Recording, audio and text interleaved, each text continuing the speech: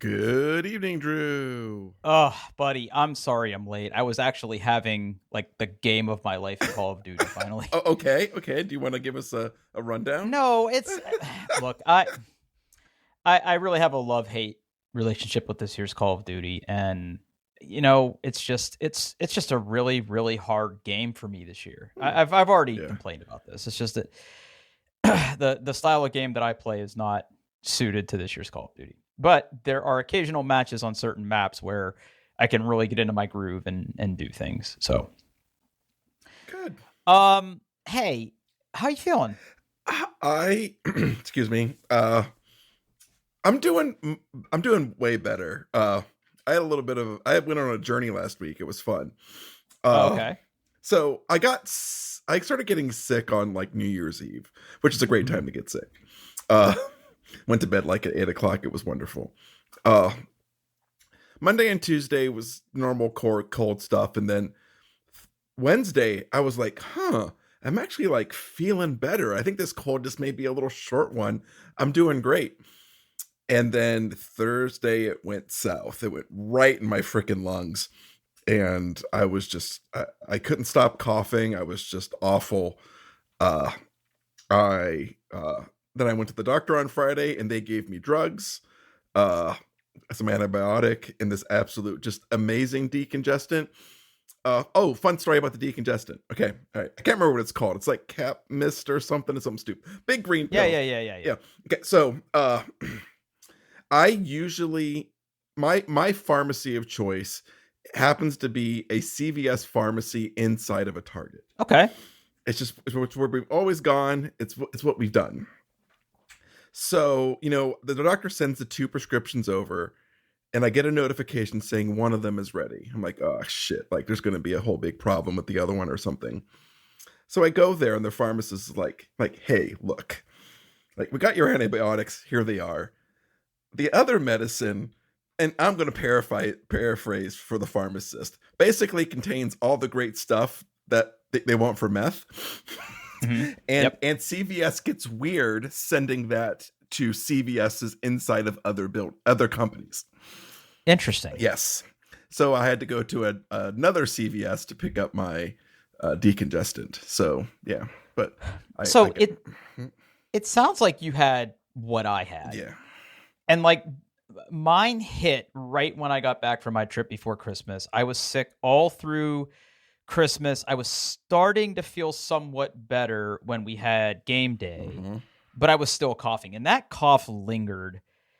I don't know how yours is doing, but my cough lingered for a while. Yeah, I'm still not 100%. Like even like today, I had to turn off the video camera and mute my mic a few times at work because I just had a coughing fit. Like it was it just hit me, and like I mean I'm feeling much like infinitely better, but still not 100%. So you must have a better doctor than me, because I went to the urgent care after I was through like my stuffy part and like everything was sort of draining out of me. And part of the reason you cough when you have a cold is all that postnasal drip, like all the stuff that's in your nose and in your sinus cavities migrates to your throat. And like funny thing, like your throat doesn't like things in it, and it wants to clear those airways, and that's why you cough. But I waited until after sort of the stuffy phase to go to the urgent care, and like they have to operate on the intelligence that you give them, and if you tell them I'm coughing a lot, they're going to assume that it could potentially be COVID, it could be the flu, it could be all these other things. So like I went to the urgent care, they probed me for COVID, it was negative for COVID. And like I got into the room, and time was I could go to the urgent care when I had a sinus infection, because that's legitimately what I thought I had, is I had a sinus infection. But they just told me that it was a cold, and they were like, what are you taking? And I said, well, I have, Mucinex to help break up the mucus, and then I have like, Advil cold and sinus. And they're like, yeah, just take that. And I'm like, but I really can't sleep. Shrug. Like, I really want something, that you can write me that would make me sleepy and be able to relax, but they weren't having any of that. So I just they basically said like rub some dirt on it. So they sent me on my way. I mean, I'm not too proud to admit that, like, oh, I mean, it's. I have someone in my household who is on immunosuppressants. It is very easy to use that card to say, I don't want to get my son sick. And they go, here's all the meds. So, ta-da. Wow. In fact, it's just noted on my file. They go through, oh, we got to get this out of you. We got to get this out of the house. Here's antibiotics. Here's everything. So, yeah. Mm. That makes sense. Yeah. Okay. Yep. Yeah, that makes way more sense. But I'm glad that you're finally on the mend. And like, yes, it took me like the first week of January to really work it out. And every once in a while I have a little bit of a cough still, but for the most part I'm over it. But yeah. All right, there's a lot we have to cover because we weren't able to record last week. Yep. So the first thing I want to ask you about is, can we take a trip to Paul's computer corner? It's more of Zach's computer corner, but okay. So everybody knows that you recently upgraded your computer. Yep. And I bought your cast-offs. So when I upgrade, right, I always like what a lot of people have to understand is that if you build a computer, your motherboard, which is directly tied to the chipset, and the type of memory that you buy, and it holds your processor, and I always tend to buy all-in-one coolers that are already mounted to the motherboard. So like when I upgrade, for me, it's go buy all the parts, put all the parts together, like outside of the case, and then basically swap everything in and out. Like the thing that has made this a little more painful in recent years is now motherboards, have like multitudes of M2 slots, and you really have to like take your time to like unscrew the covers because they have integrated heat sinks and put everything in. But I mentioned to you and a couple other people like, hey, I just did this upgrade. If you're interested, like here's the whole kit and caboodle, and it's relatively recent stuff. So you gave that all to Zach then? Yeah, exactly. We gave Zachary's computer a nice upgrade. He really, really loves it. Good. And I am left with his Castaways, and at some point I'm going to buy myself what I need, and I'll have a gaming computer here. I don't know I'm not sure what I'm going to do with it, but I'm going to have it. I'm going to plug it into something, and we're going to give this whole PC thing a try again. But I'm so excited. We'll see. I'm not. It has not been a priority for me. I've been doing other things.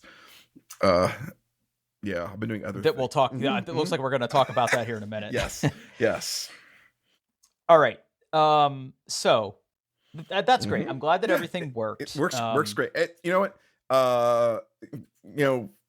We do have to open it back up and do a little better job of like some cable management, because there's a point where you're just like, hey, can I turn this thing on? And there was like a really hairy 15 minutes where like, why won't this thing power on? And it's mostly because Paul's an idiot and didn't connect everything to his power supply. Turns out computer don't get juice, computer don't turn on. Yep. But he just like, he just wanted to like, we reinstalled Windows and he downloaded his games, and he's as happy as can be. So yeah. Awesome. Yep. Now, what was he rocking before processor? It was, I want to say an i7, but not a great one. I'd have to go back and pull up the box, but I mean, it was definitely. I mean, I knew there was a problem when I was watching him play Cyberpunk, and I was just watching like he get in the car and the frames would just drop, and that's not a problem anymore. So yeah, awesome. He's happy. So it works Good. well. It's just so you know, Drew. So the all-in-one cooler you provided was what? It's an NXZT. NZXT. I was close, and it has a little screen on it, right? Yeah. So I was gonna. That's what I was gonna ask you. Did you actually install that software? We did. Yes. Yep. I'm sure you used it to have all of your wonderful temperatures on it. He has animated GIF of a stack of chicken nuggets. Yeah, man. What will they think of next? Huh? So part of the reason NZXT makes pretty good coolers. like my favorite my favorite coolers, I should say, are made by Arctic, and we've talked about Arctic before. They are price for performance, the absolute best. Um, it's. I was actually talking to somebody at Micro Center about this because they occasionally will get Arctic all-in-one coolers at Micro Center, but if they do, it's usually like literally less than half a dozen of them, and like they sell out very, very quickly because they have a really good reputation. Like different gaming, like computer YouTubers and websites really like them. They have a really good reputation. Even when they had that big warranty thing a couple years ago, like they were just on top of it. It turns out that like Micro Center like can't arrange like a deal with them to like sell it. So literally what they do is they buy them on Amazon, mark them up by like $5 and resell them. Like that's what they do apparently. But NCXT makes a good one. So the cooler that was attached to it, I liked the fact that number one, it was a good performing cooler. Like to me, like I want form to follow function. Like that's just like I want to make sure that it can appropriately sink the heat that those processors put out. And like the more recent generations of these processors put out like a lot of wattage. So the cooler that's on there is a big 360 millimeter, really good impeller pump, will do a great job. But what you were just mentioning is like the actual pump thing, the thing that is on the motherboard has an LCD screen. And in the software, you can basically have it either be a static image or like you mentioned, like I was using it to view both the CPU temperature and GPU temperature, because the software that runs on your computer can pull all those sensors and like update those things. Or liquid temperature is also a really good one that I like to rotate through, because that has a really big impact on efficiency. But yes, you can absolutely put your own animated GIF on there. Yeah, so yeah. that's put the a link. GIF. I put a link to the gift. He's got it zoomed in, but yeah, it's a never-ending parade of chicken nuggets. Yep. That's hilarious. That is absolutely hilarious. Now, I mean, obviously, then he has a glass panel on his case. He does. So you can see it. Yes. That's awesome. Yeah. That's yeah. It's funny because like we're getting everything on there. I'm like, okay, we need to install like this piece of software, and then we were just playing with it, and he's like, "What GIFs?" And then it was over. It was over. Yeah. Well, good for him. Like, I obviously approve of that behavior. Yeah, that was like the one thing I wanted to mention, because like I felt bad that I forgot to give you the manual it's like one Google search away. I had the PDFs for everything. It was fine. Yeah. Yeah. And like, you really didn't have to do much with the only thing I was really worried about is I had disconnected all of the cables from the AIO, and like those have to go to certain fan headers, and you need like SATA power. And we figured out. Yeah, it was all. Yeah. Honestly, like again, I looked at the model number for the cooler, downloaded the manual. I was like, okay, this connects to this connects to that. That plugs in there. Power, boom, done. Yeah. So that was easy. It's wonderful. Yeah, it was absolutely wonderful. Yeah, it was great. We made an afternoon of it, and it was good. So. Now, did you end up having to go to Micro Center? I did buy him some more storage. Got it. Yeah.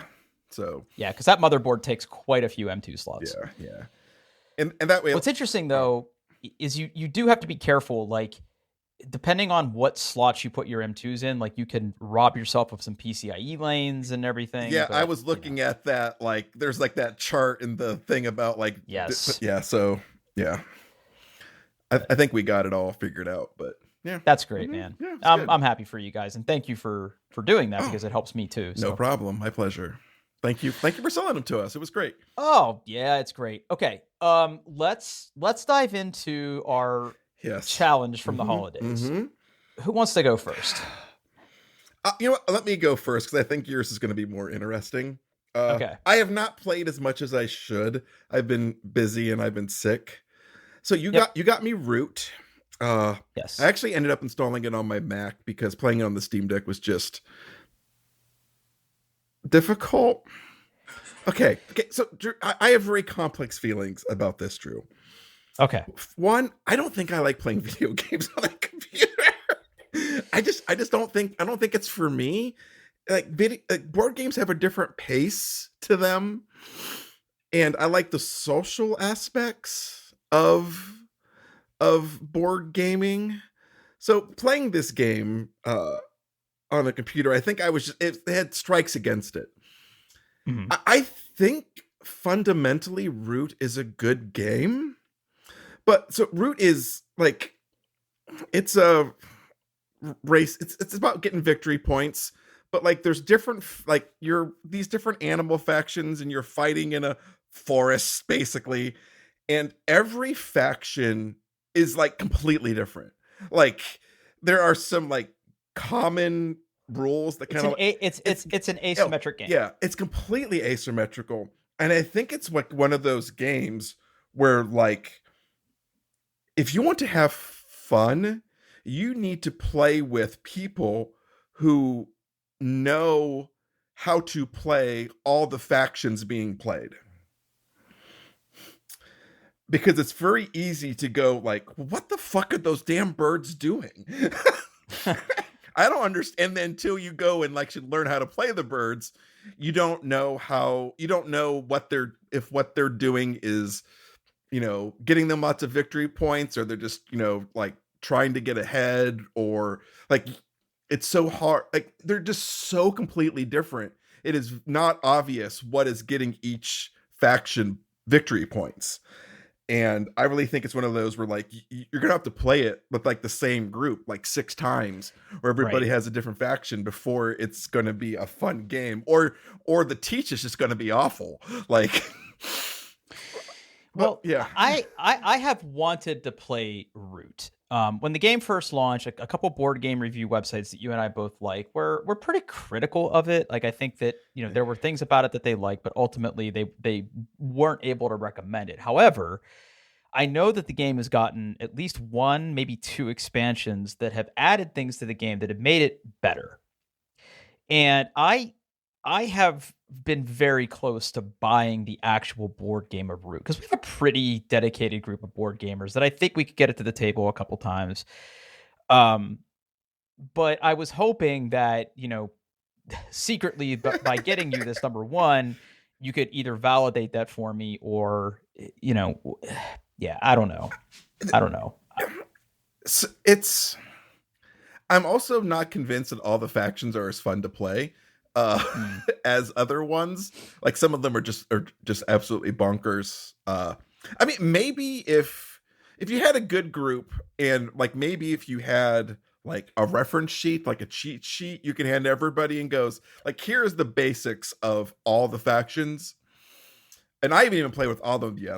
I've only done a few. I think there's one or two more, and then there's all the expansion ones that I could unlock as well.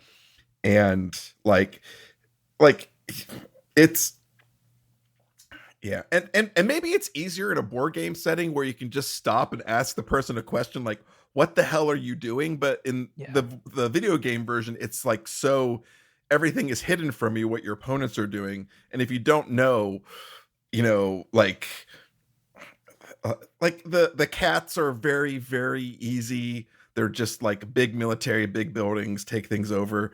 The birds are like just bonkers, where you have to worry about like who's in power, and like yeah, it's all over the place. But I want to hear about what Airport Simulator 2014. Oh. Okay, Was so it bad? it's bad. I mean, there's no nice way to say it, right? So you were absolutely you were absolutely in the spirit of what this was going to be because you Mm-hmm. wanted to buy a bad game, Mm-hmm. and brother, you bought me a bad game. Woo! uh, Yep. So Paul, mm-hmm. the best thing, the most charitable thing I can liken this game to is, were you a fan of Matchbox cars or Micro Machines? Yeah, I had lots of I had tons of micro machines. Yeah. So this is like playing Micro Machines. Okay. That's really Okay. what it is. And I had a lot of Micro Machines. I used to, I had a couple of the play Mm-hmm. sets, and I would like drive them around and do things, and like the actual tactile experience of moving those little boys and girls around your little cities, and playing with them, and making them crash or making the noises with your mouth, like that's I think that was an integral kind of part of my childhood. This game is kind of like that, except really buggy, and there's no objectives. Like okay, I tried playing this on my Steam Deck. It is playable, Okay. not verified. Yeah, it's playable. Yeah. The text is very hard to read on the Steam Deck. I don't want to say this game is very graphically demanding because it doesn't have like huge textures or anything, but even in 4K on my monitor, it struggled. Okay. You do nothing with the airplanes. It is kind of cool to watch the airplanes land and taxi, but like it's like, okay, drive the bus to go pick up the passengers, drive the airway to connect to the plane. And the worst part of it is like that's fun for the first couple airplanes that you do, and it gets old pretty quick. But the worst part is like you kind of have to just sit around and like look at your screen until the next plane comes. Like there's nothing to like speed that up or do anything. I watched some videos of the gameplay, Drew, and it's like, okay, I guess now we just wait for the passenger to get off the plane. Yeah, exactly it. So like on my second monitor, I'm like browsing the web and I'm like, oh, I have to do something now. Like, okay, this is a game. It's less a game and more a chore. It absolutely lives up to its overwhelmingly negative reviews. Okay. I'm gonna declare you the winner of Christmas this year. Woo! You win. I think it is now 4-1, or however many times we've done this now. Bad game. real bad game. Bad game. And it doesn't even have. I don't even think it has achievements. Oh, so it's like there's literally nothing to do. Not even just something to like grind out and get that achievement so you can show people like I beat Airport Simulator 2014. Yeah. It would be hilarious if I like got a bunch of achievements and put them on my Steam profile, like ironically. Because like if you look at my Steam profile, like I have like my rarest achievement showcase and like I have a lot of really obscure train simulator achievements on there, right? Like it's pretty bad. But like I couldn't even justify that. Like if I had something to play for and do, but it's literally just like, okay, you're at the airport, drive this bus, drive this van, drive this thing. Yeah, man. Yeah, dude, you nailed it. You absolutely nailed it. Ugh, it's a bad game. Bad game. All right, let's talk about stuff we bought in the meantime. Okay. All right, I'll go first. Okay. So, Paul, I'm declaring 2024 the year of preparedness. Ooh, I like it. It's a good theme. Good theme. Yep. Because, like, I'm not a doomer. I'm not a person who gets overly worried about things, but like, I feel like society might become a little unglued in the next 12 months. Like there's a much higher than average chance, right? It's possible. Yeah. Like I'm not feeling super great about stuff. So I want to be prepared. Okay. Plus, like weather patterns are getting worse. Windows are falling out of airplanes. Like we're just not in a good time right now, right? Yeah. So I'm starting to cobble together various things in my home that will help us in case there is like a disaster or like, I don't know, a civil war or like things that happen where like we might be without power for a few days or we might be without food and water for a little while, right? Okay. So I found myself with some Amazon gift cards after the holidays, as one does. And I decided to invest in some battery backup stuff. Okay. I have battery backup stuff for my computers and things, but like I want to be able to have something that I can use to charge my phones, and have something that can provide light or heat or something in case things get bad. So what I settled on is Anker makes really cool power banks. I love Anker stuff. All good. Yeah. And like you can buy like really expensive Anker power banks, right? Okay. Yeah. There was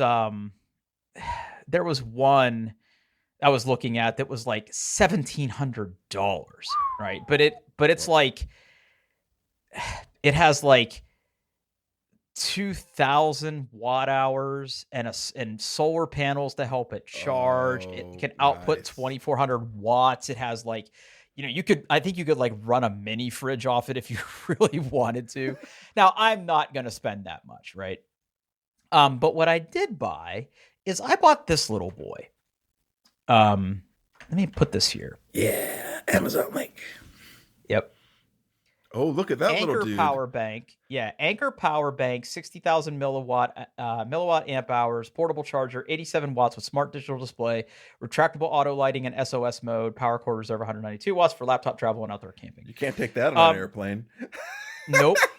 Nope. And it's funny because like I ordered a bunch of other Amazon stuff and this got shipped separate, right? Because it's like a huge, it's a huge lithium ion battery. It's a big ass battery. Yeah. Yep. Yeah, so this thing is not necessarily as big as it looks. Like there's a picture of what somebody carrying it out near a lake. Yeah, I see that. It's got a little fabric handle on it. It's got some bioluminescent like paint on the side so you can find it in the dark. And what it is at its core, it's just a big old battery. Mm-hmm. And it has two USB, is that USB A? Yeah, USB A. Uh-huh. And two USB-C charging ports. It has a little display on it, and it basically has two buttons on it. First, it has a little light button, and what you'll notice is like the top of this unit has an LED light. Yeah, it does. And it expands like an accordion or collapses like one. So like if you want a lot of light, you can sort of like just pull it out. It goes pop, and then you hit that little light button and it lights up, and it actually puts out a decent amount of light. Or you can like have less light if you kind of push it down. The SOS button just makes the thing blink the Morse code SOS. Okay. But it puts out enough lumens that if you were like lost in the woods or something, I'm assuming that you could like tap that and maybe people could find you. But I don't know. It doesn't make any noise or anything, right? Like it's not going to like beep or do anything like that. And it's really nice. It also has an input that if you were to buy some Anchor solar panels, you could use it to charge it. So it's modular in that respect that you could buy a little solar charger. And, again, if this thing were to run low and you wanted to charge it and your house didn't have power, you could do something like that. What I really like about it is that the digital display tells you how much input charge you are drawing, how much output charge you are drawing, like how much charge you have left, how much charge it takes to full. It's been pretty accurate so far. I've charged it up and run it down a few times by like charging my phones and charging my Steam Deck on it. It's a great little device. Yeah, it's a great little purchase. It was only $150, which I mean, it's a chunky little unit, and you could get quite a few charges out of it, if you really needed to. And we have that in the house with the flashlights and the other stuff that we're starting to collect. But it's been really good. I don't know if you have anything like this in your home. No, but I'm gonna keep that tab open and maybe hit the add to cart button. Yeah, and see how that goes. That's pretty nice. Yeah, and like it makes me giggle that there's a product called Jackery. Jackery is one of the 4 stars and above related items on here. You can also buy a cute little carrying case for it too if you really want to. Oh yeah, I see that little hard case. Yeah. Now heads up, it does come with a USB-C cable, but it does not come with a wall plug. That's typical these days. Yeah. Yeah. So I use one of my little like chargers that came with like my iPad or something to charge it, and it's fine. So cool. Yeah, this is a great little unit. I've been really impressed with how it does. It doesn't have any standard power plugs on it. Anchor does make things that have that, but they are like just ridiculously expensive. Yeah, I mean, I guess if I was camping a lot or I lived in an area that maybe got flooding or, had other stuff, it's just like, they're just so expensive. Like the cheapest one that has plugs is $1,000. The Anchor Solex. Oof, yeah. I mean, I granted, like you could run some serious horsepower off this boy. Like if I really wanted to up my game, I guess this would kind of be the next choice, but that's just like, wow. Yeah, and it's a modular system, so like you can like strap a battery to your battery. Like it's crazy how much this is. Yeah. I mean, at this point, just get like a generator. Like, I guess that's the answer. That's the answer. This is great for like tailgaters or if you're going camping a lot or something like that, I think. But yeah. And like I'm starting to see more of this kind of stuff in the hardware stores too. And they're every bit as much there. It's not like Amazon is selling these things cheaper, because I think that like, these things are by their nature just really expensive. But anyway, that was kind of my first prepper purchase, I guess, if we're going to call it anything, for this year. Cool. But let's talk about stuff you bought. We'll move this one. Yeah, let's move that one. Let's move or get rid of it. It doesn't have to be. Okay, so I have been slowly working on my office, right? There's some things I wanted to do. I upgraded my audio equipment. I got a new stand for my turntable. But there was some more things I wanted to achieve. Yeah. And it all basically kind of started with I've got a nice set of bookshelf speakers, but they were literally sitting on my desk. And they're heavy speakers and awkward and expensive, and I have a standing desk, but I haven't really felt comfortable using the standing function of my desk with the speakers on there. So I wanted to get some speaker stands, get them off of my desk, which actually involved me moving some pieces of furniture around. So I guess we'll start with the speaker stands. I put these things in the other order. I got a set of Pangea Audio DS200 speaker stands. It's the same company that made my turntable stand. I mean, they're speaker stands. They're metal things you put speakers on. But they're nice. They're well constructed. They're steel. They're nice and heavy. If you want to make them heavier for vibration, you can fill them full of sand to make them heavy. I'm sorry, what? Yeah. So that's a big feature of good like audiophile speaker stands are the posts hollow, and hollow yet sealed, so you can put sand in them to make them heavier. That way they vibrate less. I mean, that checks out. Mm-hmm. Yeah. I do not have mine full of sand yet. I don't know if I ever do it or not, because I'm not getting any vibration. They're speaker stands. They're nice. Yeah. I have a question. Mm-hmm. Why are there spikes in the bottom? Okay, so we need this to be show art or something so people can see what I'm looking at. Okay, like, so is that for home defense? Like, so those are carpet spikes.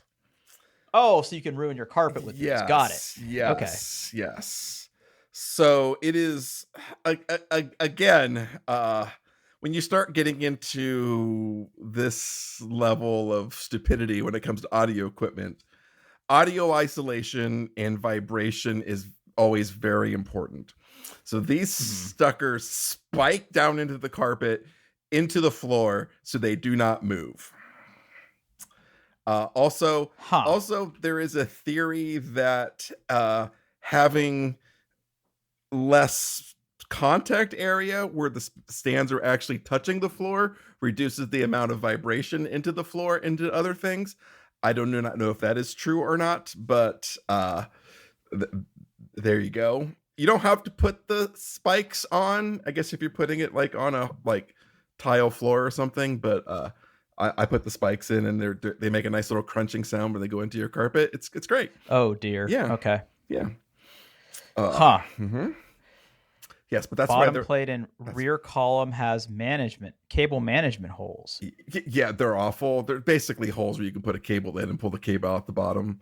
And then fill it full of sand. Yeah. I do need to run some longer speaker cables because like my left one's a little there's not as much slack as I would like, but that's many what kind of gauge are you using there? Oh, my speaker, hold on. I have it right here. Hold on. Of course you do. It is a 16 gauge Ooh, AWG. that's It's not very thick. it's good for speaker. I mean, speaker wire, but But like, that's per channel, right? So there's two okay, stuck together. It's pretty all common. right, Yeah, yeah, because the smaller the number, the thicker the wire, right? yeah. And these Yeah, are that's how that yeah, works. yeah. I think about this stuff at Amazon as well. It's good. It's fine. It works. Okay, It works. It so works. you Okay. propped your speakers up on that. Okay. Where were they before? On your desk? Yeah, just on my desk. Yeah. Okay, Yep. so now you got these isolated. Hmm. Okay, I can use cool, my cool, cool, standing cool, cool, desk cool. again. Everything's happy. Okay. So Okay, cool. okay. So the next thing I have to kind of take you down a journey. Okay. Okay, I'm ready. All right. So I also bought a IKEA, more accurately, my wife bought for me an IKEA Calyx. And Calyx, you've seen them. They're the IKEA squares, right? They're furniture. They're just squares. Okay. Uh, they are a lot of record collectors like them because vinyl records go into them very, very nicely. Uh, so I wanted to get a Calyx to basically put behind me in my office. So, I mean, not to, I wanted to show off my albums on camera. So if I'm on camera, you can now see my records behind me. And it's great. The records in there look good, even though I'm getting some backspacers, so the records all line up evenly. Okay. But that's so I got the Calyx, I built it, I put my records in it. I'm very happy. Due to reasons that are boring and complicated, my office does not have any overhead in the ceiling lighting. There is no lighting in this office whatsoever. Not a big deal. I don't really like overhead lighting anyway. I do have the typical. I have a light switch that is connected to an outlet. Right, turns the outlet on and off. Yep. So I had a lamp, and the lamp was great. The lamp it's a nice warm LED lamp. It casts plenty of light. It was perfect. I was happy with it. That particular outlet is where the Calyx is. Now, when I first decided to get the Calyx, I was doing a whole bunch of math and measurements, and I had concluded, oh, I will still be able to use this outlet when I get my Calyx. Everything will be fine. I built the Calyx and realized I'm a fucking idiot, and I can no longer use this outlet. Okay, so that leaves me basically in a office with no light, or no easy way to turn on the light from the door. So I thought about things, and I'm like, well, I'm not gonna move things around. I really want the Calyx there. This is a problem. I can solve this problem with money. So I started doing some research into HomeKit enabled smart switches. Now, I didn't want to replace the light switch. I didn't want to have to touch any breakers. I wanted a device. So I got some smart switches, right? So just things you can control via Wi-Fi. Turn them on, turn them off. So I had some of those, but I wanted something that was basically a HomeKit enabled button, where it had a button, I could push the button, and I could tell HomeKit what to do. And I did some research, and it turns out there's not a whole lot of great options. If you're in the Alexa ecosystem, you have an abundance of cheap Chinese stuff, just thousands of options. But for HomeKit, there's not a whole lot. So what I ended up with, Drew, I put a link in there, is the Onvis Smart Button 5-key smart switch compatible with Apple HomeKit, automatically trigger accessories, and scenes -thread. Okay. It's a little plastic square, and it has 5 buttons on it. Okay. And you hook it up to HomeKit, and you go into the Home app, and you start doing things with it. Now, Drew, let's say you were designing home automation software. Okay. So you want to have a button that turns off a light. So what would your feature set be? Like you push the button once, what happens? Well, I mean, okay, I know this is a trick question, Uh-huh. Mm-hmm. but my experience with some of these devices, because I have like a Go V table lamp and I have some LED lighting strips that are on my Wi-Fi and streaming data to China or whatever. But Yeah. like my experience with this stuff has been that you have to create an action for turning it on, you have to create an action for turning it off, and then you have to assign that to a button, and you have to tell it like if you press it once, do this, if you press it twice, do this. Am I far off? You are not far off. There is no Okay. functionality built into HomeKit, the home app, that says take this button and toggle the associated light source on and off. You can tell it to turn it on, or you can tell it to turn it off, but you can't do both. But what you can do, Drew, what you can do is you can associate that button with a shortcut. Oh, so you have to create shortcuts first and then associate it. Okay. So I also have some LED light strips in my office around my desk, and I have like a HomeKit enabled air filter in my office. So for all three of those, I had to go through and make a shortcut to say, if this home device is on, then turn off, else turn on. Oh no. Yep. Which I don't know how they would expect normal people to do that. Because it's not super obvious, because you have to pick the item and then you have to go back in and say convert to shortcut.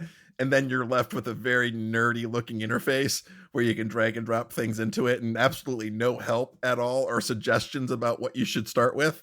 But thanks to Reddit, I was able to figure this out, and I now have I'm using 3 out of the 4 buttons, and it turns on the lights, my air filter.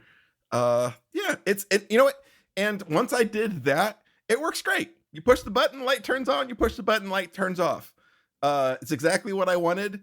And now I have light in my office, and I have my records behind me, and I am very, very happy. So if you're looking for a HomeKit, if you're like me, one of the 6 people in the world who want a bunch of HomeKit enabled buttons, the Onvis smart button thingy is you could do a lot worse, I think. So I'm looking at the screenshots of this thing. So you install this app on your phone. I didn't even use the app. I just used HomeKit. Oh, yeah. I thought maybe you had to HomeKit. define the shortcuts and then use this app to bridge. No, I did. Okay. It's actually, HomeKit is actually really nice if you've never played around with it, because if it's a HomeKit enabled app, or HomeKit enabled device, somewhere on the device will be a QR code. And to get things on your network, you just say, hey, I'm adding a new accessory, point your phone at the QR code. I don't know how it works, but it gets them on the network. It adds everything. It puts it right in HomeKit. It works. It's magic. I'm really impressed with like that part of HomeKit. Like adding accessories is really easy. I just, like, come on, folks, give me a toggle option for my lights. But I just use the home app, which is actually great because, like, the light switch is, by my door, which it's also magnetic, so I can take it off. But now I also have a little widget on my Mac desktop that has all of my lights on it, so I can just go to my desktop and turn lights on and off just by clicking on a big button on my desktop, and it's great. So yeah, HomeKit. Nice. Now, were there other ones you were looking at? Like, what made you decide on this one? There really is not a whole lot of, there's really not a whole lot of options. So there's also this company called, what was it? HomeKit button. They're called, now I can't even find it. There's this company that sells, they're basically like one button each. It's the size of like a cell battery, and they've got a little like 3M back, so you can stick them some places. And I thought about getting those, but just the fact that, like, I already had 3 devices in here that I wanted to be able to control, like my air filter, my 2 different lights. So having the 5 buttons there, I think just kind of made sense for what I wanted to do. And the reviews were fine. It's cromulent. Like, yeah, you do need to have like a thread enabled network, and you do need to have, like, HomeKit is weird because, like, you have to have something in your, you have to be bought into Apple so hard, right? Because, like, you have to have a device on your network that acts as a home hub. That can be an Apple TV, that can be an iPad. I think that's really it now. Maybe a HomePod can do it. But you have to have something else that's kind of like static that all this stuff kind of like works through. But yeah, I did a little bit of research. This one didn't have absolutely like horrible reviews. I mean, it's like 4 stars out of 5. Like, I don't think there's a lot of people buying HomeKit enabled buttons, smart buttons, but yeah, it works. I have a button, I push it, and my light turn on. And maybe you said this, but I'm trying to read about it. So does it have a charge? So it has a little battery in it. It's got one of those like cell batteries, like a big a watch battery. Yeah, exactly. It's supposed to last up to a year. The battery's really easy to get out. So if I have to replace it, I just take it off the wall, turn a panel on the back, and pop a new battery in. So that's fine.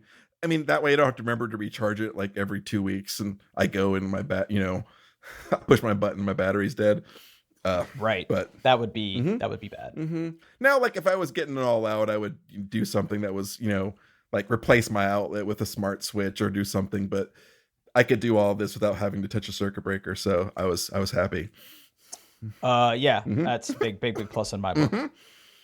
Cool. That sounds really cool, buddy. Yeah. Now, are you close to maxing out this button? Then you'll need another button. I'm only using 3 out of the 5 buttons right now. So I don't know. I'm actually looking for more stuff to cram in my office that I can control with buttons. So we'll see. Yeah. Okay. Yeah. I mean, you're not a big LED boy. I was going to get some LED lights in there. But I have some very nice, like, white. Actually, no, they're multicolor. I can make them any color I want. Just like, some LED strips are like around, like, kind of like the back of my desk. It's what the light I use most of the time when I'm working, because it just gives enough that it makes my office illuminated and makes me show up good on camera, but it's not overpowering. But I always just tell HomeKit, just make the light look good, and it's just like a nice warm light. It's not. I could make it purple, but I don't want to make it purple. Yeah. No. Just. I mean, I guess I could make like rave mode. Hang on a second. My dog's yelling. I heard. Yes. I'll tell you about this in a second. Hold on. Okay. Hey, come here. Give me a second. I'm almost done. All right. I'm talking to Mr. Paul. You got to wait a second. I think Rocky's more important than this podcast. So what's that? Rocky's way more important than this podcast. Well, Rocky is getting ready to turn 15. That's a milestone. That is. But he is he's very confused. He can't see so good. And I think he thinks it's daytime because he wants food now, and it's 9 o'clock at night. Usually he's asleep by now, but he's been wanting food late at night and keeping us up. Oh no. Man, like, look, he's on his way with kidney failure, and we're doing what we can to make him comfortable, and he still gets around and he still likes to be with us and everything. So we're doing what we can to accommodate him. So as much as I hate to cut this short, I think he's telling me that he really wants to eat now. You need to go feed that dog. I need to go feed this little guy. Yeah. He's sitting here licking my face. I don't know if you can hear that on camera. No, but I wish I could. Yeah, I'm getting a lot of kisses now because I'm saying all the words. Hey, Rocky, you want some chicken? Rocky's a good doggo. Well, hey, go to our website, doingtheirbest.com. You can find stuff there. Okay. And hey, Rocky's a good dog. And thanks for listening. Bye.